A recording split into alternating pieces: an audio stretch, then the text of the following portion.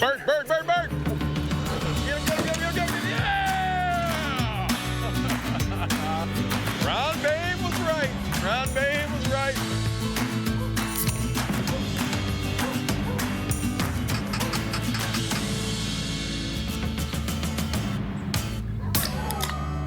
I'm feeling spry.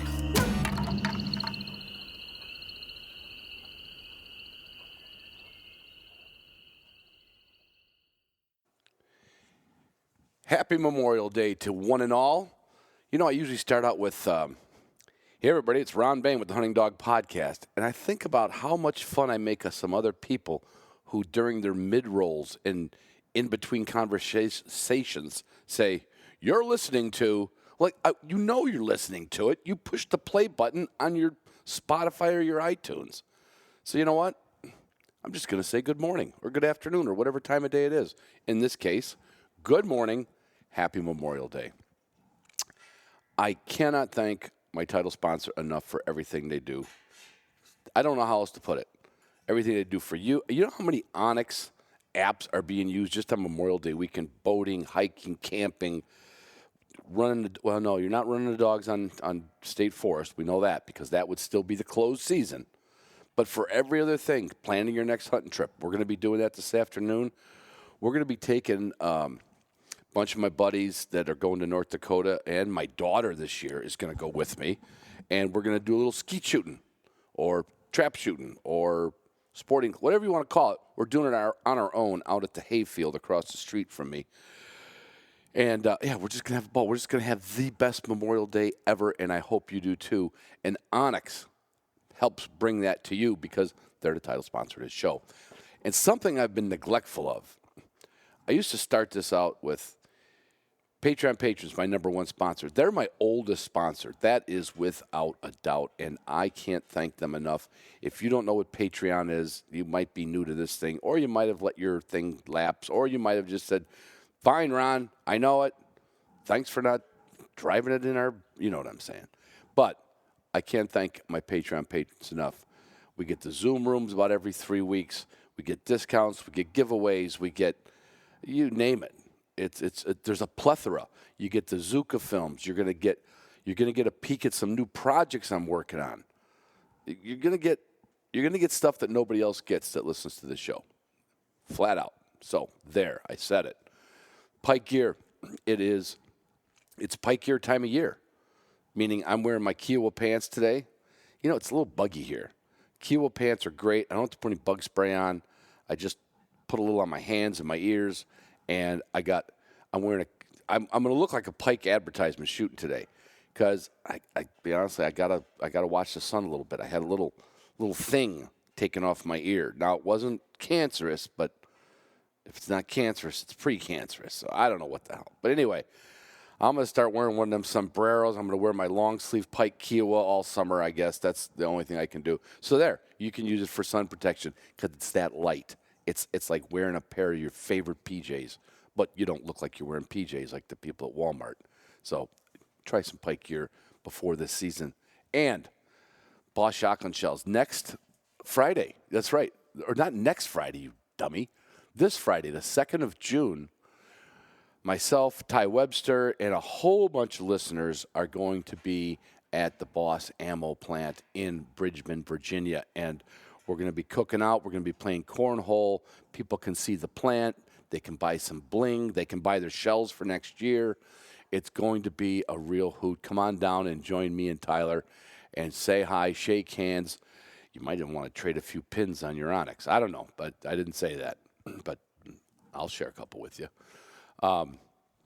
Walton's, sadly, we should have Walton's down there, but we don't. I did not give them enough notice. That would be a great tie-in because we're going to be cooking.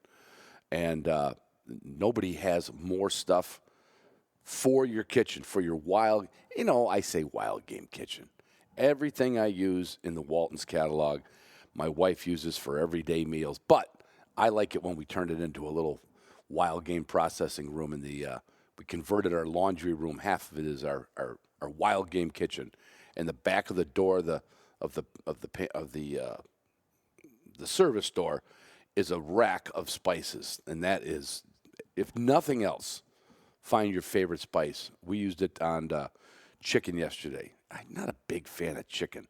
We had our family Memorial Day yesterday. Today it's very low-key, just some friends, all that. But, yeah, I'm not a big fan of chicken. But I'm telling you what, my wife kind of really, she did it on the Traeger, and she used all of our favorite dry rubs. And I'm telling you, the proof's in the pudding. The proof is in the pudding. Gunner kennels and food crates, I could tell you a story. It's got nothing to do with the safety, longevity, or warranties of the Gunner Kennel food crate. But I put Zuka, my little crossbreed, into her first Gunner. I forget how, she was probably 10 weeks old, and she didn't have a good time of it. It had nothing to do with the kennel.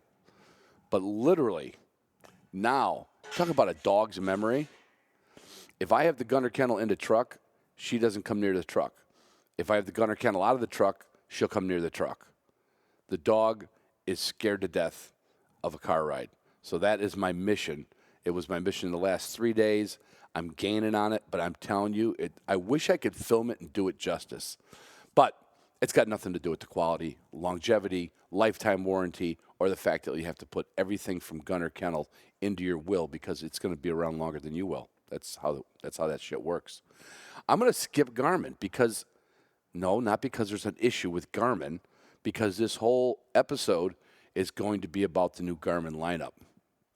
But I will tell you, after you hear this episode, you can be on the phone or on the internet. Boy, I sound like somebody else's dad.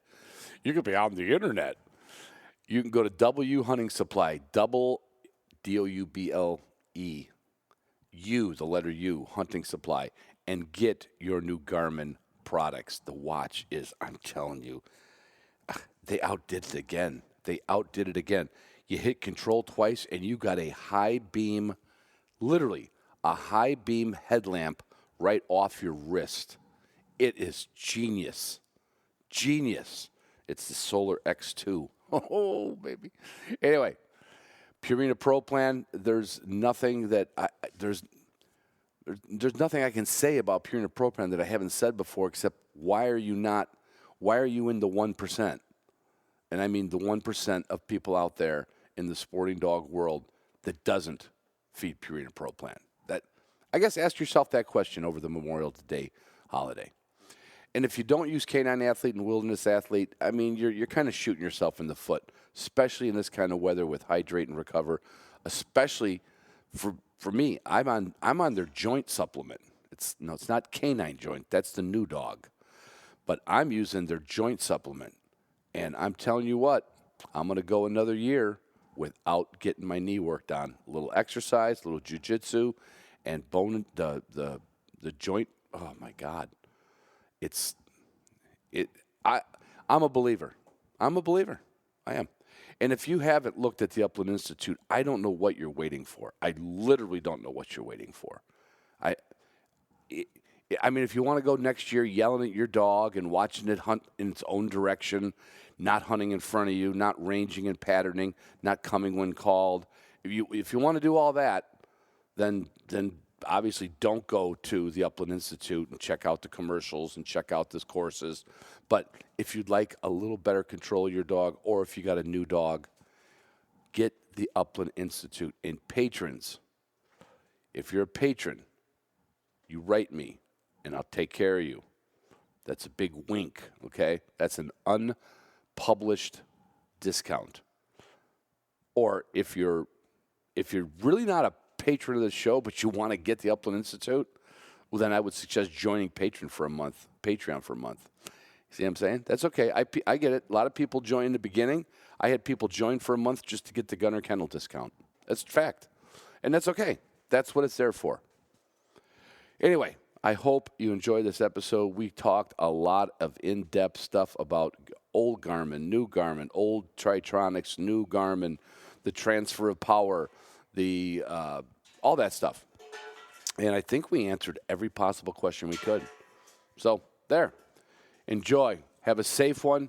Get back to work tomorrow so I can stay retired. Love you guys. Love you girls. Love you veterans better.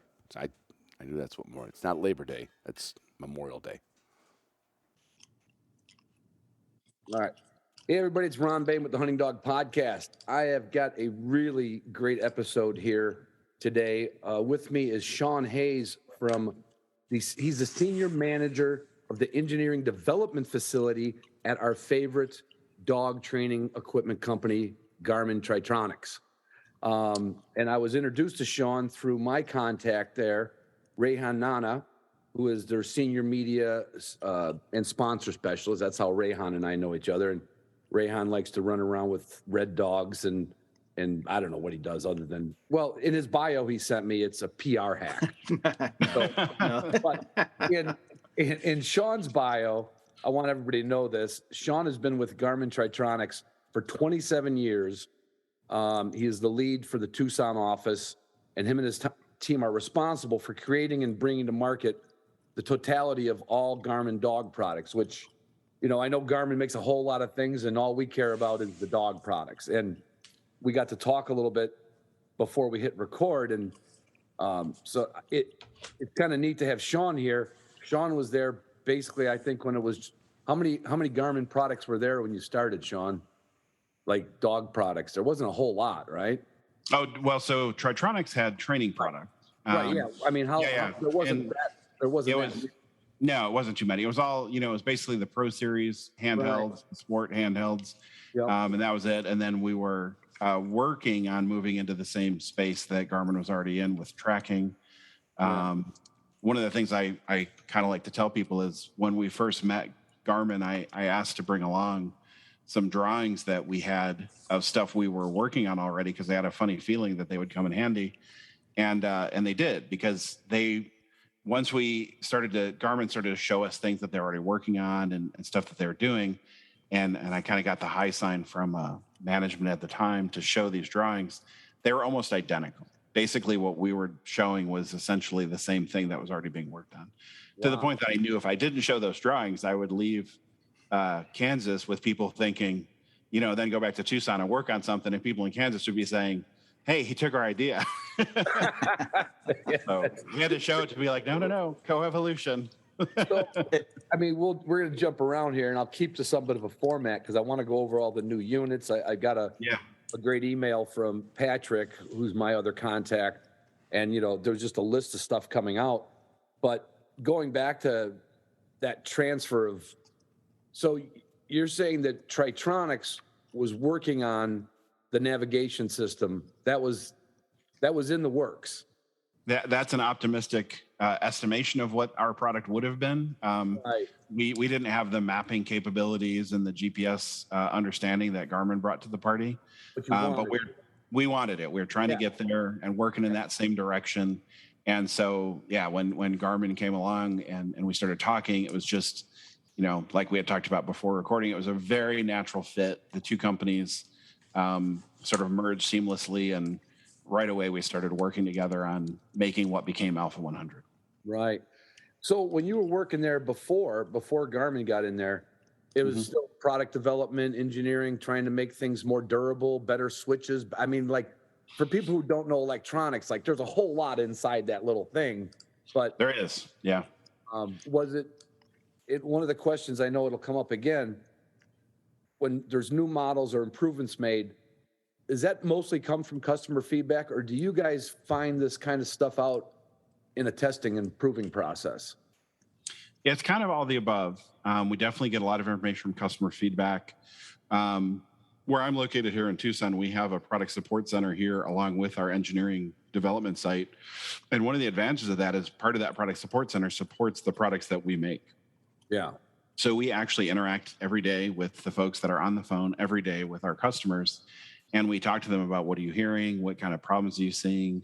And so a lot of things do come from that. The other thing that happens a lot, we do a fair amount of, we spend a lot of time educating new engineers about what these products are, how they work, what kind of things resonate and don't resonate in the dog world. And so that does enable them to then come up with ideas, and we're very collaborative. So they're able to, just bring up an idea. We talk about it, chat about, okay, maybe that's good, maybe that's bad. And a lot of those things are sort of a combination of maybe we got something from a customer, something from testing, something from an engineer, and then we just kind of meld all that together into the features that then you ultimately see in our products. Right.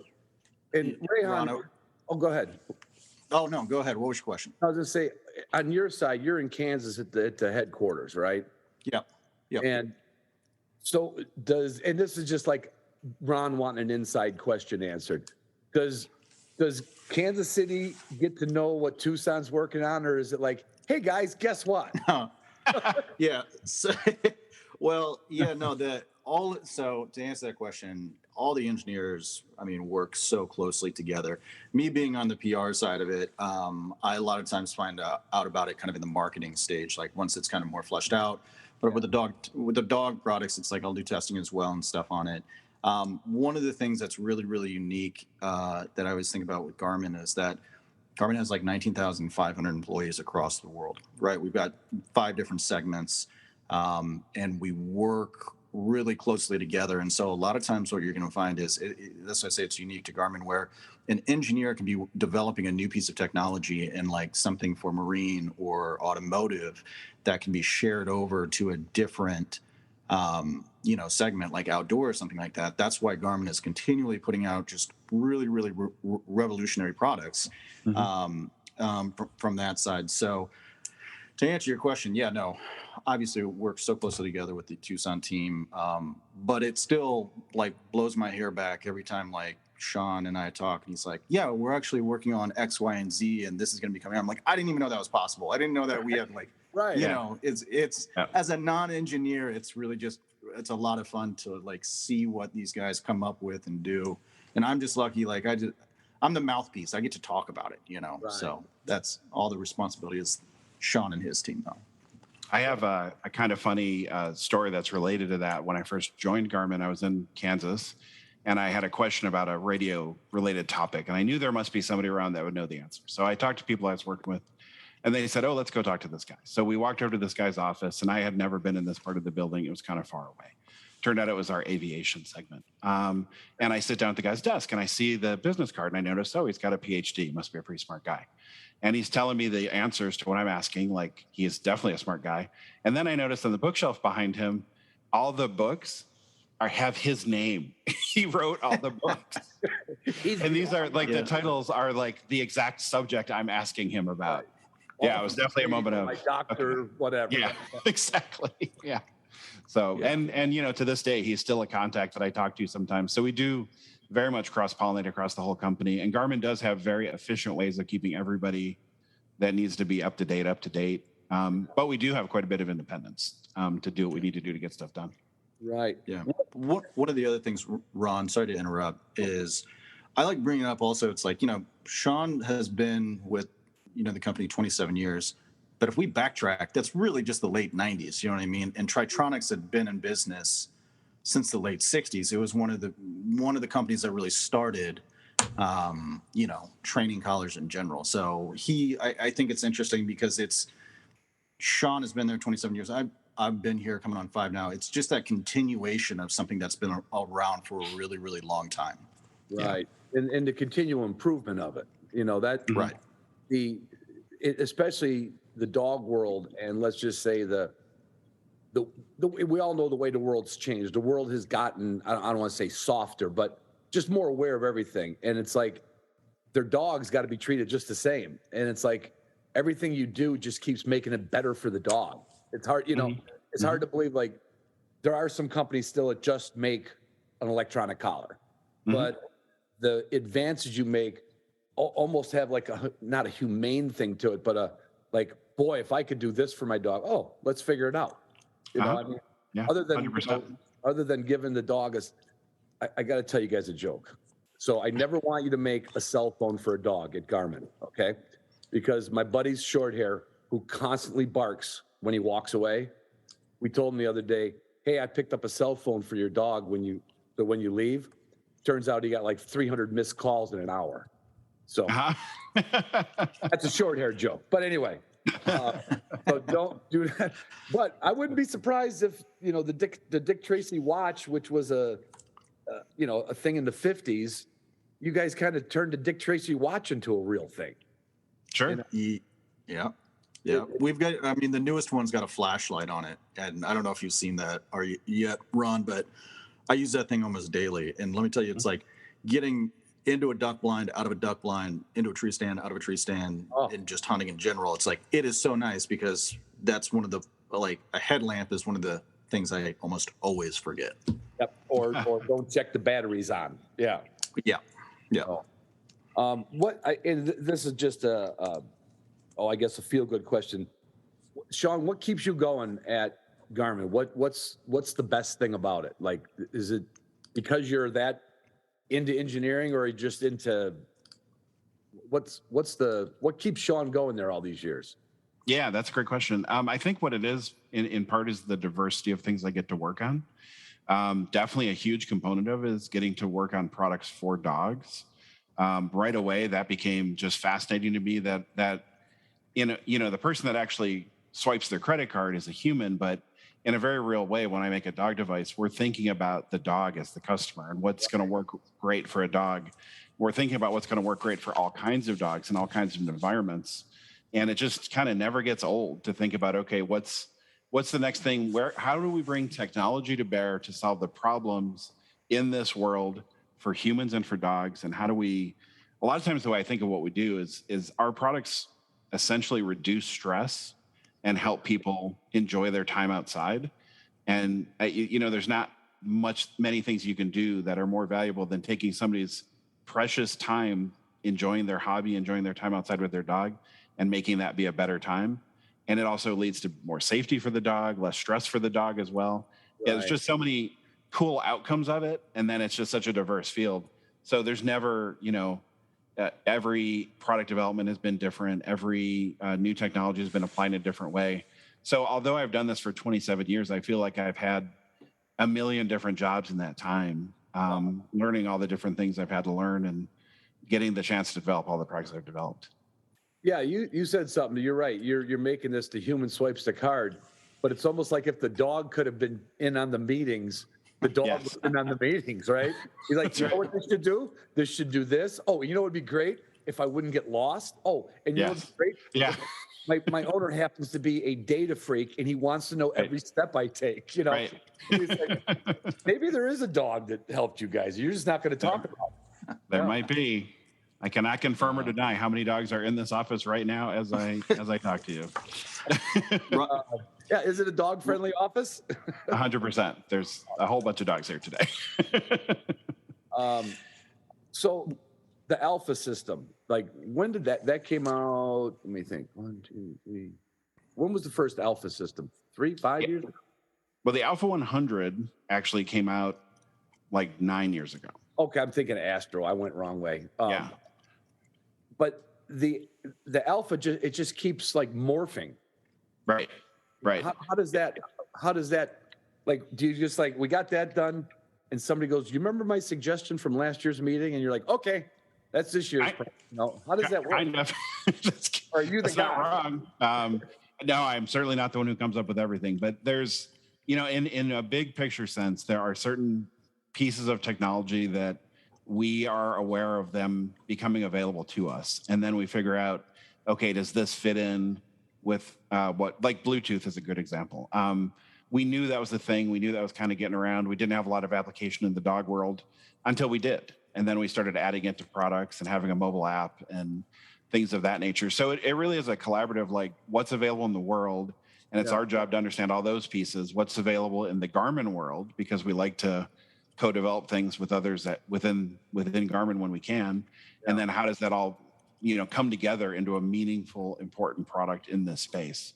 Yeah. And Garmin is not a fan of doing, we don't want to do tweaky things or things that aren't real.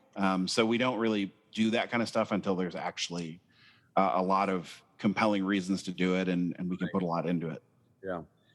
Rehan, can you kind of go over, I don't have I do have the press release from Patrick. What the launch just came up 2 days ago. No, the 11th, was it? Yeah, I think. When did you guys launch the new products? I think it was last week is what we're coming out. We're about right at a week now. Can you kind of go over that a little bit and then get some, counterintelligence from Sean?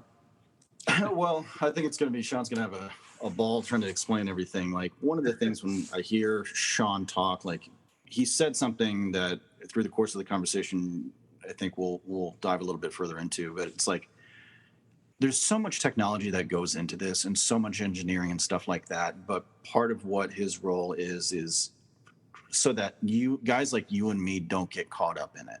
That guys like you and me just know that it works, which is like I find it kind of a fascinating thing that we don't get bogged down with the technology on that side. But to jump into the press release, kind of what happened for all the listeners who aren't aware, we did just launch an entirely new alpha system, and the alpha system. I don't remember the last time we actually did this, where it was launching new handhelds. So there's an Alpha 300 and an Alpha 300i, so two new handhelds going. And the I, just for folks out there, that's the inReach component, which I think is really important, and we can touch on later. Simultaneously, we launched a new series of collars. So a lot of you are probably familiar with the TT15s, TT15 minis, the TT15X, T5X, sorry, T5 and T5 mini. Wow. Sean, correct me if I'm wrong there. I'm blanking. It's late in the day. But long story short, all new collars as well. And they're really fantastic. It's a modular system. They're not, it's a one size fits all now. And there's a lot of different features in there. But to back up, with the Alpha series, one of the things that, let me turn it over to you. Sean, what is your favorite part of that with the new Alpha series? So if I'm thinking of the handheld, really, if I'm thinking of the handheld or the dog device, probably the simplest and most important improvement is battery life. Both the dog device and the handheld get significantly more battery life than the products that they're replacing. The Alpha 300 gets 3 times as much battery life as the previous unit. And then the TT25 is kind of interesting. The X Series collars got really, really good battery life. So we had to do some stuff to match that in the normal configuration that the product ships in. But it also, like Rayon said, is a modular system. So you can put a double capacity battery pack on there and get over 120 hours from your dog device. Wow. So it's really a transformative, like, oh, I forgot to charge. Okay, I'm okay still, sort of a feature. And we know that that's really important for people. And again, that to speak to that safety and stress reduction perspective, when you look down at your handheld and you see you have half battery, but you have 3 times the battery you had before, you're still fine. You don't have to worry about that. Right. So that's probably one of the most important features in this new set of products is excellent battery life. And is that something, again, that comes from the industry of batteries, or both Garmin working on better battery life on all their from fishing equipment to avionics to is it coming from two sides, or are you guys like leading the battery world too? Yeah, it's it's coming. A lot of it does come actually from taking concepts that we develop on the wearable side of our business and integrating that into other products. So those, because they're on somebody's wrist, they have to have fairly small batteries, be very power efficient. So we've been able to take a lot of the learning from that side of things, integrate that in, and then also integrate some other things that we've thought of to further save battery life. Like on the dog device, there's a thing called dynamic tracking we can talk about that does a great job saving battery life. So it's sort of a combo of those two. The battery technology itself it has gotten better over the years, certainly. Smaller batteries with more power, but not nearly enough to account for the improvements we're seeing in battery life on these products. Right. So that's the engineering side of things, trying to figure out what's working that battery the hardest and make it, I don't know, in some schematic in your engineering office goes, you know what? That's right. Here, we're gonna get better. We're gonna get better at battery life. Yeah. A lot of it's about, what can you turn off and when can you turn it off and when do you have to turn it back on and how do you manage everything just as efficiently as possible? Right. Ron, one of the things that if you look across, and Sean touched on it, if you look across Garmin Outdoor segment and our outdoor products, one of the things that we put a huge focus on just in general is battery life. And I heard it, one of the leaders here described it best. He said, nobody likes starting a road trip looking down and seeing you have a quarter tank of gas. And so that's why, it's horrible. And so that's why across the board, which I think is great because it speaks to, kind of the ethos of that product, which is they're outdoor products. And if you have a product that you use outdoor all the time and it doesn't have battery, it doesn't work. So that's why you're seeing these huge gains. Like the watches you mentioned, like the new Instinct 2X can have unlimited battery life if you get 3 hours of charging and solar. Otherwise, it's like a month of battery life, which is great for a smartwatch, right? Yeah. And all of that, handhelds, everything like that, you see those huge battery gains. So, well, we talk about that collar a little bit, this is a kind of a rabbit hole. What was the tracking availability between, the handheld and the dog's collar? Has stayed at about 9 miles throughout the years, but the reliability of that reception has improved significantly over time as processors improve and we can sort of get more signal from noise in a weaker signal environment. The other thing that we've done is we're trying to do things to reduce interference within the environment that could be caused by other people using our products or things like that. And that also then significantly helps with reliability of reception. So yeah, it's been, when I first started, you're talking about training collars that a quarter mile, maybe something like that. We started very near to where I'm sitting right now, actually. And we used to use the parking lot of this building as our range test location. So we were able to go from end to end and you were happy. You're like, oh, it worked across the park. Pretty much. We're like, oh, cool. That worked. But now, range testing a product that has 9 miles of range is a car ride and a lot of setup and stuff like that. So yeah, over the years, the advancement really has been in reliability of reception and doing that receiving efficiently to save battery life. Some of the radio transmission stuff is kind of the biggest battery life thing in our products. Yeah. Again, for a bird hunter, if my dog's 9 miles away, I've got a major problem. But the other side of this dog world are all the houndsmen. Right. And they've got to be jumping for joy every time you guys make an improvement because those guys, I mean, right. I'd be too scared to be a houndsman. Seriously. I mean, sure. I think they're lost half the time when their dog's not lost and vice versa. Yeah. So right. They're I know this is tongue in cheek, of course, but is there a houndsman in here in the team that he's like, hey guys, we got a terrain problem or we have a too many trees problem. How does that, how do you solve all those problems? Yeah, there are both on the team represented within the larger Garmin team. There's tons and tons of outdoorsmen within Garmin, both in the outdoor segment itself and just within the company. And then through, a lot of work over the years, we've built a lot of contacts in pretty much every industry or a segment of hunting you could think of, and in pretty much every country. So we have people we test with, people that we talk to a lot that tell us those sorts of things of, hey, I work with mountain lion hunting and my dog gets into canyons and I can't get any reception when they're in a canyon. What do I do about that? How do I fix that? And then that prompts us to have those conversations of, what can we do? And some of that stuff is, in that case, when a dog's in a canyon, you really can't do much. There's not a way to get VHF out of that canyon, that MERS radio signal I was mentioning. Right. So what you do in that case is you say, hey, let me take the collar and figure out, can I tell this collar something's going on? I'm not able to talk to a handheld. I better go in a low power state. And that's what our collars do today. It's called rescue mode. Wow. If you go to the dog info page, you'll see it right there. And what that does is when the battery starts to get kind of low, it automatically switches into low power mode so that when your dog does get out of that canyon, then you can pick him up again and the battery hasn't died. Wow. Mm-hmm. Who came up with that one? That was a co-evolution of 3 or 4 of us of literally sitting down thinking, what can we do? It makes so much sense. It makes so much if you just said that and I never had a collar and you told somebody that feature, be like, well, that makes sense. But it wasn't there before. Right.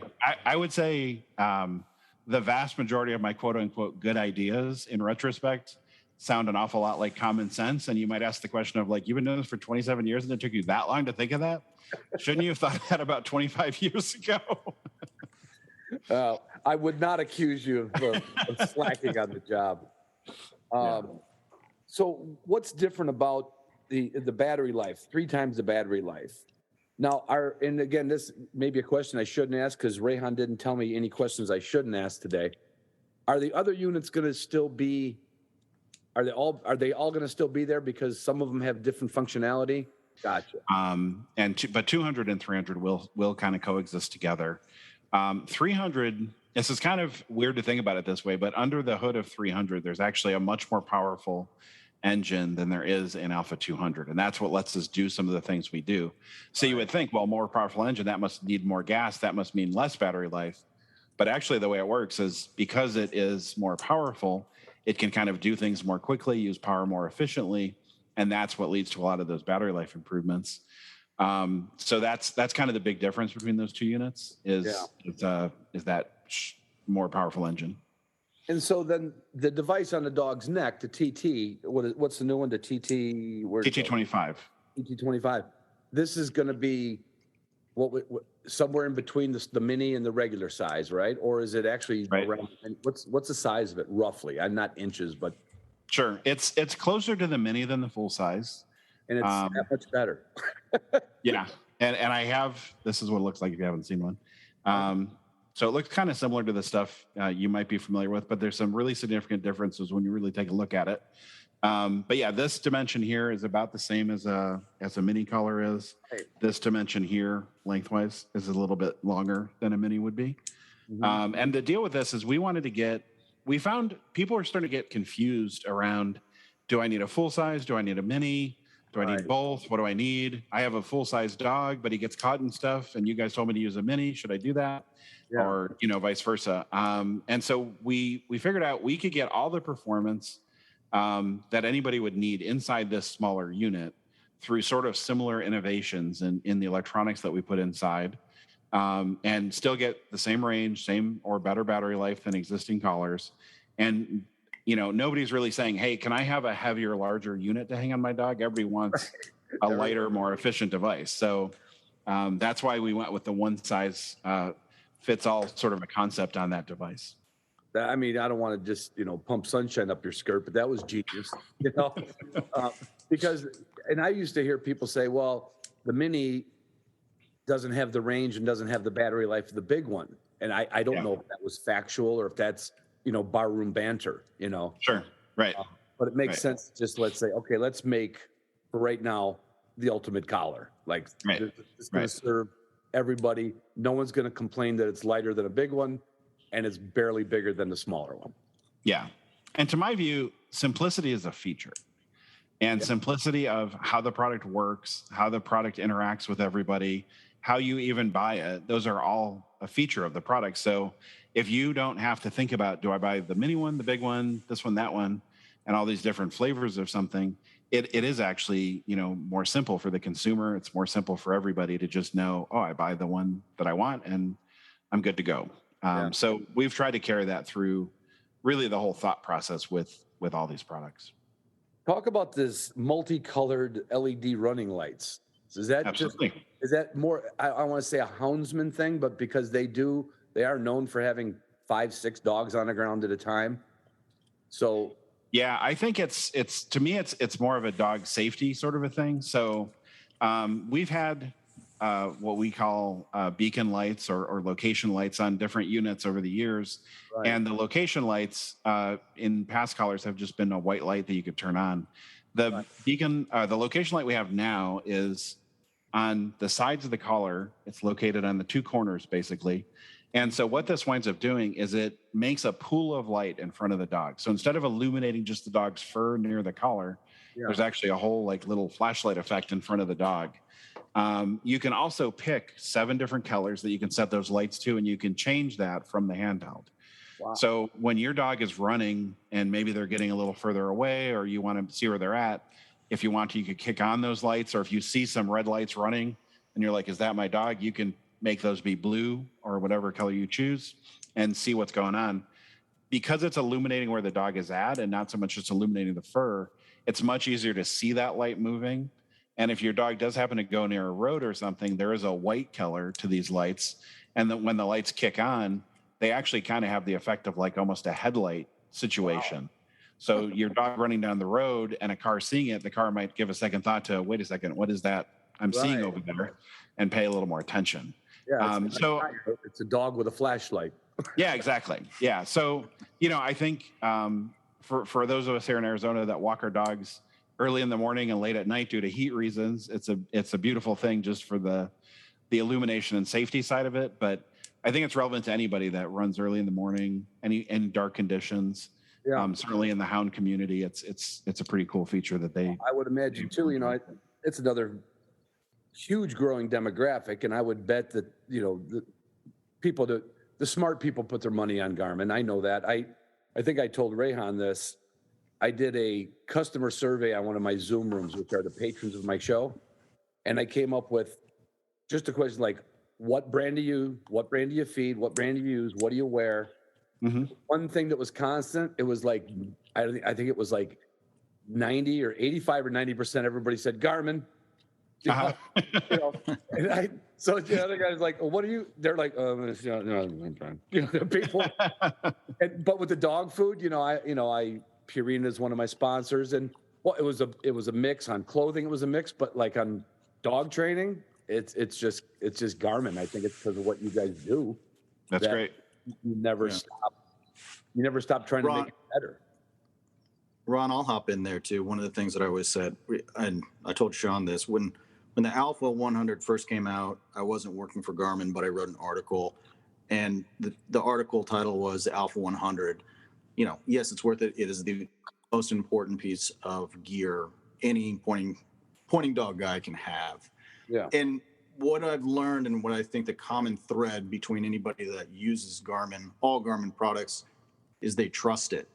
And you use products on your dogs that you're going to trust, because if you lose your dog, it's gone. And you can trust Garmin that the engineering, everything, the thought process, it's there so that it works. Yeah. Yeah. It's not. And with that, it has to, like, it's got to go through a testing program. I can't imagine, right? You guys can't launch this at a guess, right? What does that look like for product testing on it? And I don't mean every one of them, Sean, but like, sure, this new one, you guys got to put them in the hands of people that work them real time. Yeah. Is that a 6-month process? Is it a year? Is it a season? I mean, how do you even do product testing? Yeah, it varies based on the product and how new and different it is and when we need to test it.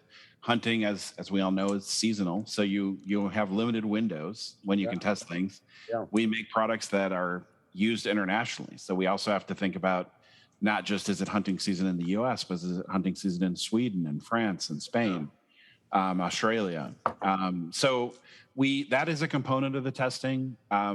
Taking just a quick step back, there's when we first start developing something, there's a whole bunch of internal testing that we do, and there's a team of folks headed up by somebody that's worked here almost as long as I have, who is in charge of the people that do that. So the engineers do their development work, and then their product initially gets tested by this internal team. And so that's more like what you think of as engineering testing.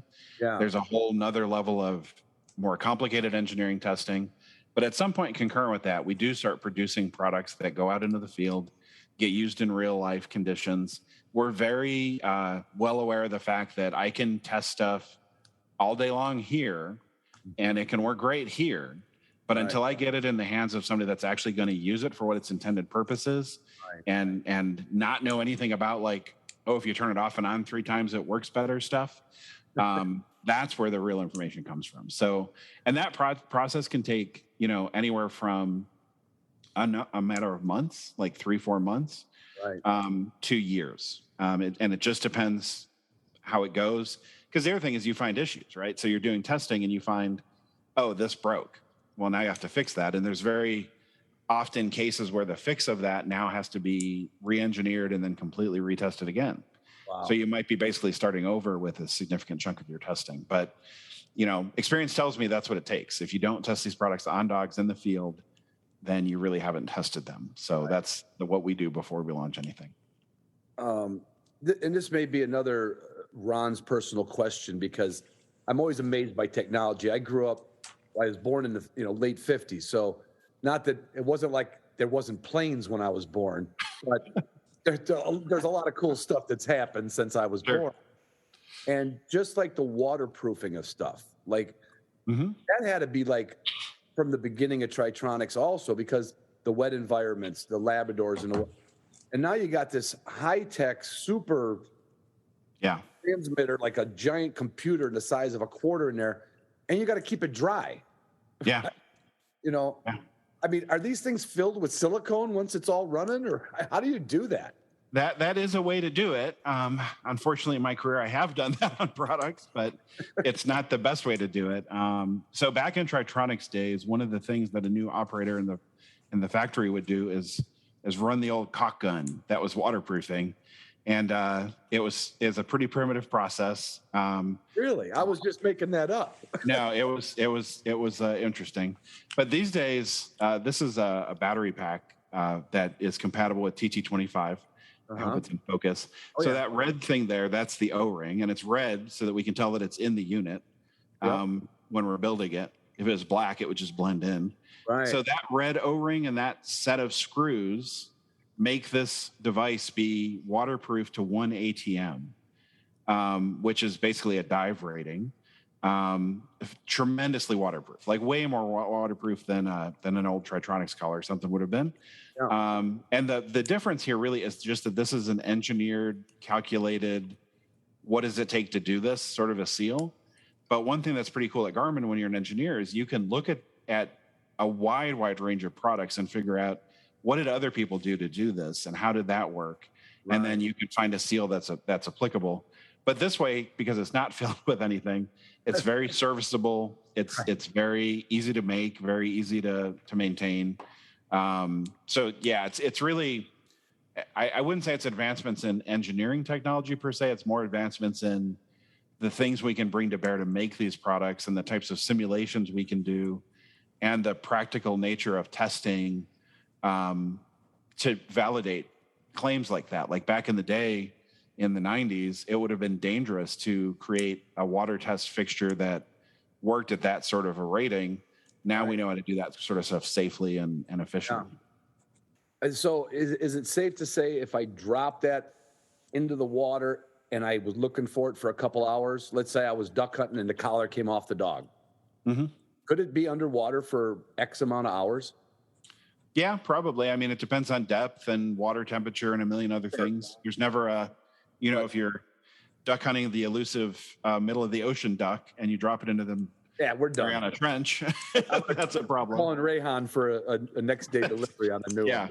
But if it's reasonable, we hear all the time, every year, stories of, I found my dog device after 2 years of it sitting in the field. I found my handheld after, I dropped it in a frozen creek and I could never find it. The creek thawed, it fell down onto some rocks.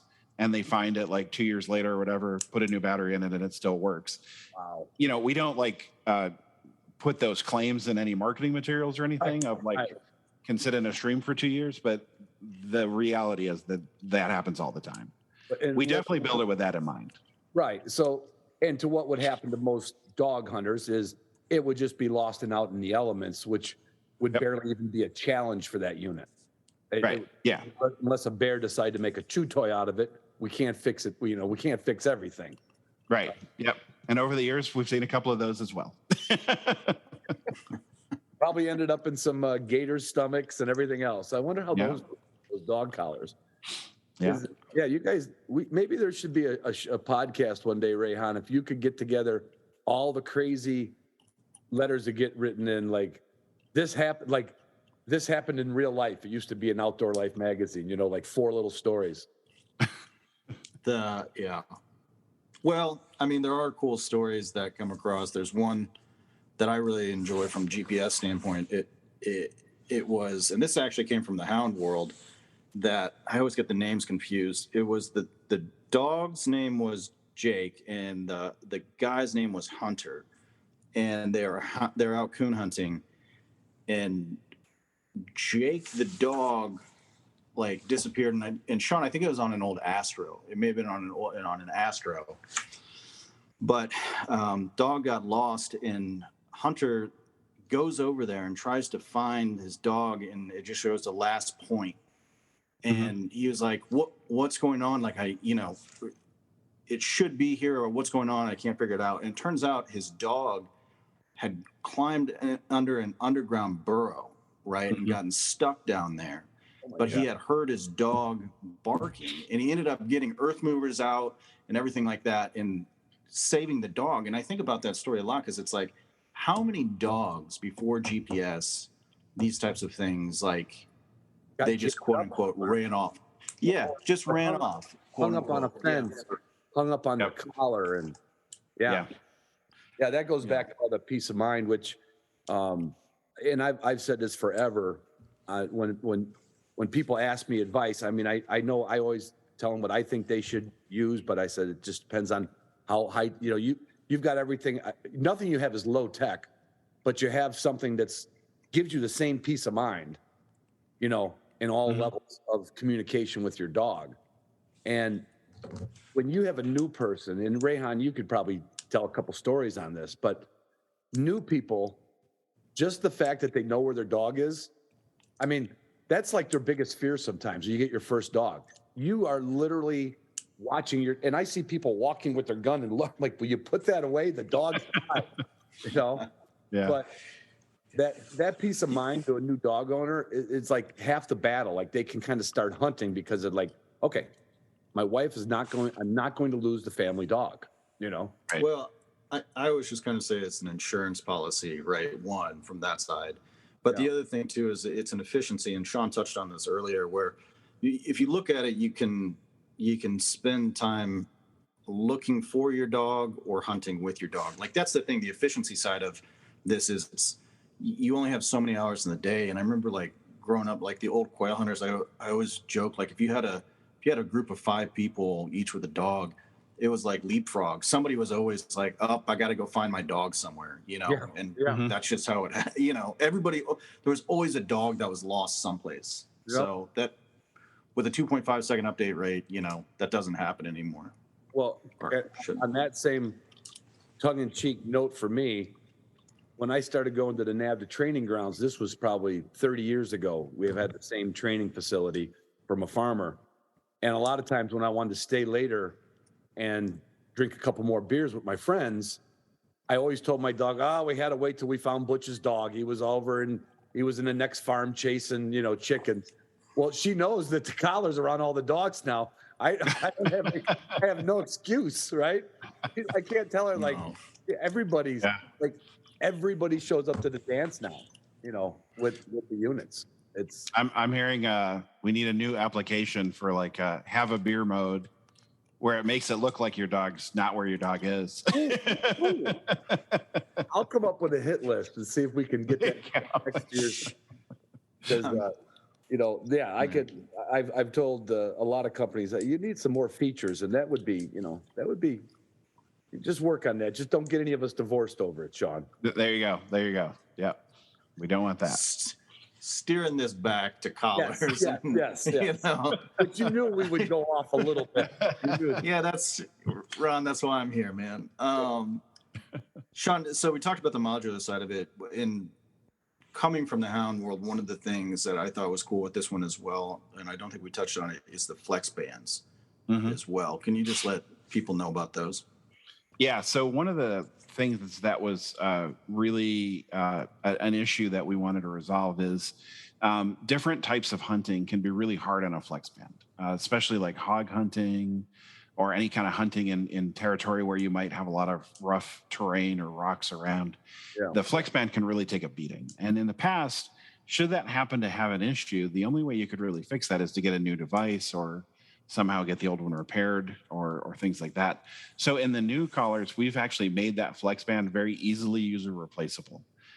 There's just 2 Phillips head screws. The whole flex band assembly comes off. And the flex band is this part that connects the collar itself to the GPS antenna on top of the unit. This whole rubberized elastomeric guy is the flex band.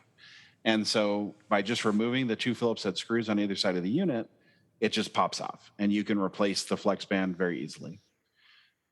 So a smart guy that does go through that, depending on what they do, especially I would think especially the night hunters, those dogs get into some unbelievable tangle. Yeah. It would be is that something they could order ahead of time and keep it in their truck? Oh yeah, yeah. It's a real easy replacement.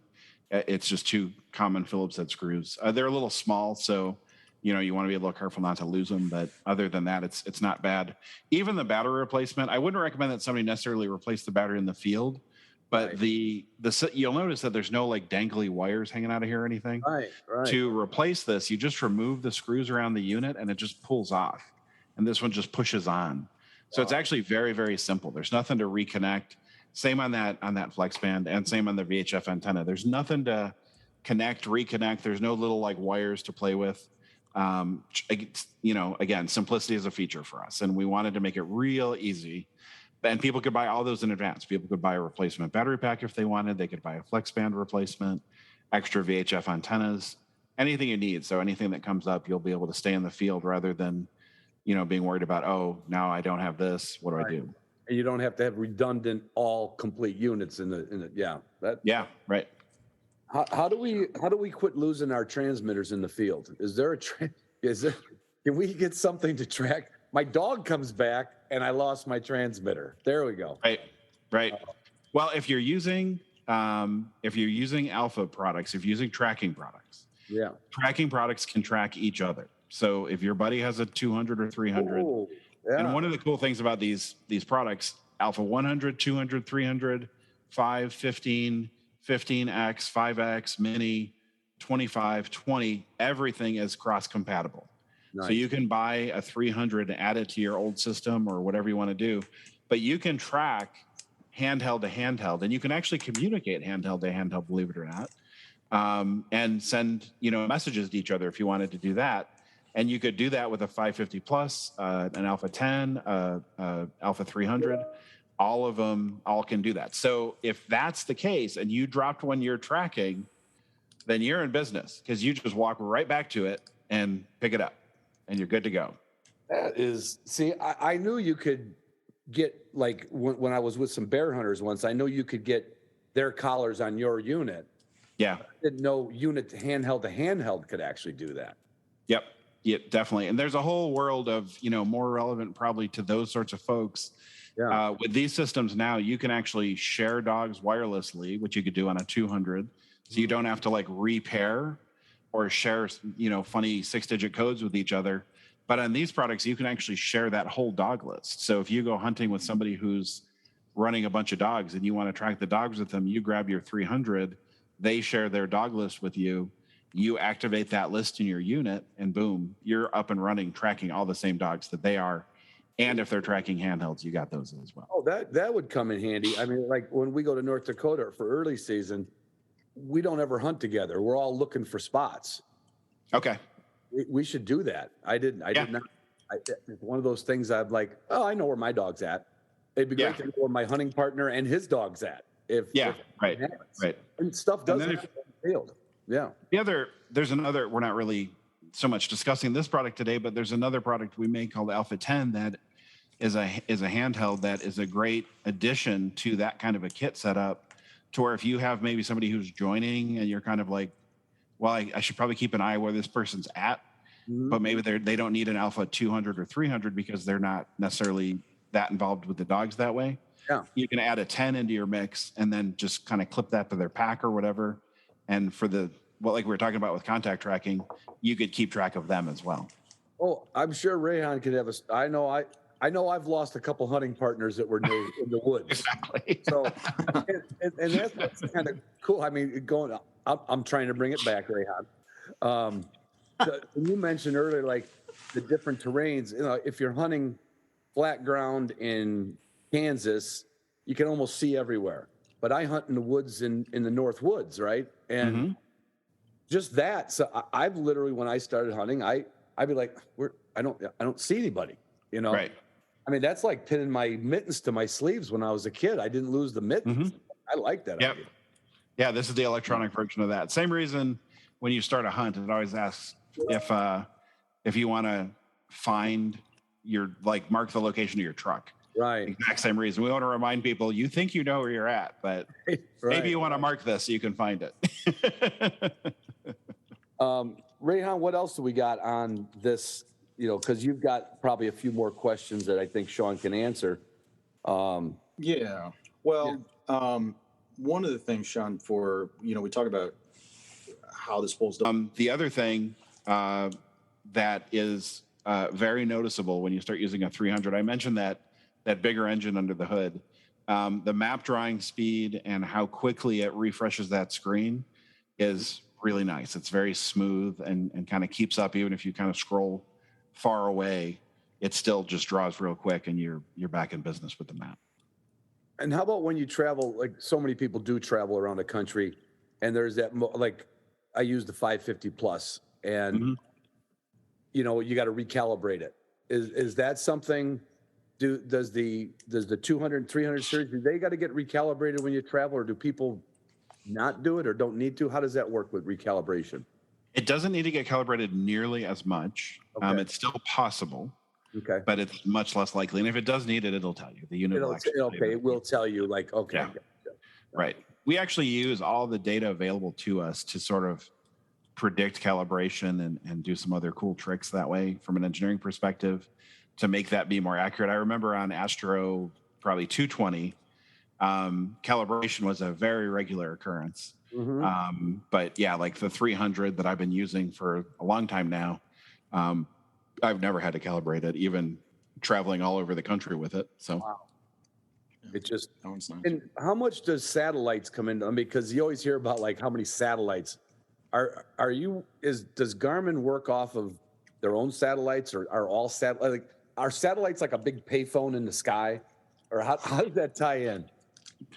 that's an interesting question. So there's the overall term is GNSS, which is Global Navigation Satellite System. And then GPS that we all talk about is one of those, Global Positioning System. And that's not launched by Garmin. It's launched by the U.S. government, and they maintain it. And I don't know if it's the Air Force or who it is, but or NASA maybe. Somebody does that. We receive the signals from those and we process them. We're also compatible in the case of Alpha 300 with Galileo, which is another satellite system. So if those satellites happen to be better, then we could use those. And they're better in some parts of the world. GPS is pretty much good almost everywhere. But that's how that works. So the satellites are up there sending signals. We're receiving them and then doing stuff with them. Rayhan mentioned InReach on 300i. That's a little bit different. Those are Iridium satellites. And again, Garmin does not launch those, but we work very closely with Iridium with their technology. And Iridium is bidirectional. So you can actually communicate and send messages over those satellites. And they're also used for SOS as well on our products. And that's what that I designates. The one thing that I like to tell people in the dog world is it seems like from data we have, dog folks generally are pretty well prepared when they go out into the woods and have their outdoor adventures. So there's not a lot of SOSs necessarily, but messaging, speaking to your "don't get us divorced" topic, is a big one, because that's the one that lets you say, "Honey, I'll be home later, but XYZ happened, and it's going to take me another few hours." Right. So that's why I always encourage, that I think the InReach versions of our products, if you're somebody who needs that function and maybe you work a lot where you're not in cell range, right. Iridium is global. Anywhere in the world, you can still use Iridium. So those are the two of this product. Those are the two satellite systems that we work with the most. That's just, no wonder why you have so many employees. I don't know how you, I mean, it's kind of like I've always wanted somebody to explain how phones work. I think I know more now about dog collars than phones. That's my goal. You've knocked it out of the park again. This is just interesting. I can't help but go back to like when you started and what's, is it going to keep going? You know what I mean? Like, are we going to hit the end of technology, or is it just going to keep going? It seems like it's going to keep going. I ask myself that sometimes, like, is there, okay. I just invented myself out of a job. Right. They don't need a better collar, right? Right.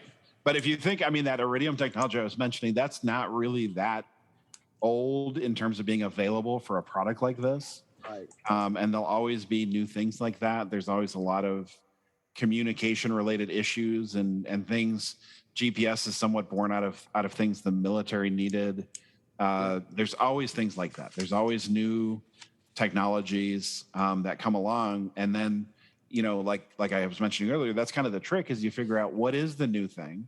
Is it applicable to this world? And then you bring it along. And you avoid making the mistake of, oh, here's the crazy new thing that's not applicable to this space yet, and going against that simplicity mantra and making things more complicated. But yeah, so far we have not run out of new technology, so that's been good. Rayhan, if you had a wish list, if you were working in Tucson with Sean, is there anything that you've ever thought of that you wanted different? But again, it may not have been applicable. Or Sean, I'm sure Sean's gotten some really crazy ideas from me, but no, I mean that's everything within it. And I mean, you know how I hunt and where I hunt and stuff like that. Like it does everything I need. And the other thing too, it's so customizable. That was, I think, one of the really great things from Leap, from the 100 to the 200 and the 200 to 300, is it really adapts to how you want to hunt, if that makes sense. Like you can change all those menus, home screen, everything, like customize it. So it really becomes a really personal unit, I guess, is what I would say there. And I really appreciate that. And we've kind of touched on this whole thing surrounding it. You know, it's like running bird dogs and retrievers. It's like, that's one thing, but it's like knowing that unit like can handle like some of those. I mean, like, and I occasionally run hounds, but it's like knowing that unit can do everything to help with the hound world. Yeah. I've got so much faith in that I don't really, there's nothing really that I could add in there that I would really want. So. Well, short of that, I don't know. Am I missing anything, Rayhan, from our bullet points? Did we cover everything? Well, I mean, there's probably so many things we could talk. We could talk for another hour and a half here, but for the most part, everything's there. Sean, is there anything? The one thing, there was one thing. What was it? I think the one thing the automatic updates. That's what I'd like to bring up. Yeah. You know, we talk about all this technology and how it helps us, and it generally does, but it doesn't always go perfect. And test as much as we want and as much as we can. We do still find issues sometimes, and we also add new features. The technology that's in 300 and 20 and 25, we love developing in that technology, so we will continue to develop there and add new stuff. But we've always had a problem in the dog world of getting people to update their gear. They don't want to update it. It forms long lines at different shows and events of people trying to get updates done. So one of the things we did is both the handheld and dog collar in this case have Wi-Fi updates. So if people go ahead and pair that to their Wi-Fi, it'll just do the update for them, and they just stay up to date without having to do anything. So just definitely want to mention that, because you know that's huge, because you're right. It is. There's almost a resistance to updating. I think it's because of people's phones. They think it's going to shut off or something. They're like, oh, right. No, I don't want to That's amazing. So if I come back in my kennel here and I got Wi-Fi, it's just done. It's just done. Yep. Absolutely. Yep. And that keeps you up to date. The latest, best, greatest stuff that we're doing, you get to take benefit of it without having to really do anything else. And with does a person need to, like I have the Garmin Connect onto my phone, right? And I can track my sleep, and I can track, which I'm addicted to. I don't know why. Yeah. I don't know how accurate it is, but most of the time it concurs what my night's sleep was like. You know? Is that something that you don't need with the 2 or the 300i, or is that still all things compatible? It works right with your Garmin Connect on your phone. Is that? It works not with Connect, but with Garmin Explore, which is more of an outdoor focused thing. And so what you can do there is actually get your tracks from a hunt, replay them, some things like that. And that's a very fertile area for development for us, of figuring out where do apps make sense in this world, and how should that all work. Nice. So stay tuned to some of that, but right now we're definitely compatible with Explore Mobile. That will also help you with software updates if you need that. and it's, you know, certainly not I always keep myself paired up to that as well. Gotcha. Well, guys, I don't know if we've beat the drum loud enough, but if people haven't figured it out, that there's like one collar to put around your dog's neck, then they ought to just, you know, well, my listeners, like I said, I'm saying 85, 90%. So all you guys got to do is work on that other 10%. That's it. That's your job. There you go. John. Yep. What? Well, I'll focus on that for the next quarter of a century. It can't be price point because we know what people spend on their hobbies, right? Right. And when you don't spend the money, you don't get the product. You just don't. Yeah. And I've never heard anybody. I've seen people not put gas in their truck. I went with some bear hunters that I didn't know if they had gas money, but they had everything new. This is Right. weird. They had everything new on their decks and in their vest pockets on their lanyards, you know? Right. Got to be a reason. Yeah, absolutely. Well, Rayhan, I'm going to need that new watch. Is there anybody that could slide one of them over to Hunting Dog Podcast for some more field testing? Man, I'm not sure. I'll look into that though. I would appreciate it. I would appreciate it. Yeah, we'll connect on that, Ron. All right, that sounds good. Sean, do you have any questions for Rayhan or I? I don't think so. I mean, I just thank you. This has been great. I really appreciate the opportunity to join you and talk about what we're doing. And certainly as you get to know these products better, both Rayhan and I are available to answer any questions, or if you have any good ideas for us, we're always open to that too. So yeah, I have had on occasion some of my sponsors come onto the Zoom rooms because it's like I'd say the more dedicated listeners. Mm-hmm. And I would maybe down the road sometime you could come on one of them if people had questions, and that way they can see it. You can show it to them. It'll be on a Zoom like this. It'd be fun to do, because when Rayhan said he wanted to do this about the product launch and bring you in, I was like, good, because he can only do it so much justice. I can only make a few jokes, but I think it's like we feel like we met the guy who started heart surgery back in the day, whatever that doctor's name was. Willy Wonka. We just saw it. There you go. That's right. Yeah. If Rayhan lets me get away from, the drawing board to be involved in anything, I'm always happy to do it. And obviously have a lot of passion for this and love to talk about it. So whatever works. Well, I appreciate it, guys. I'm going to end this, but stay on for just a minute.